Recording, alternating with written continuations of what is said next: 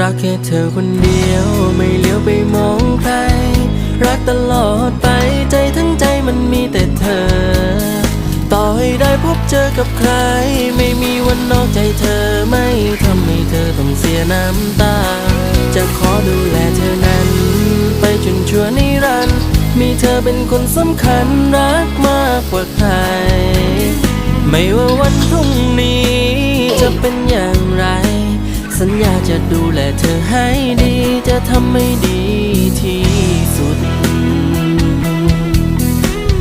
เมื่อสวรรค์ได้กำหนดให้เราได้มาพบกันให้เรามีกันและกันชีวิตฉันช่างมีความหมายเพราะเธอเป็นดั่งดวงใจเธอคือคนสุดท้ายจะไม่มีวันไปนอกใจฉันสัญญา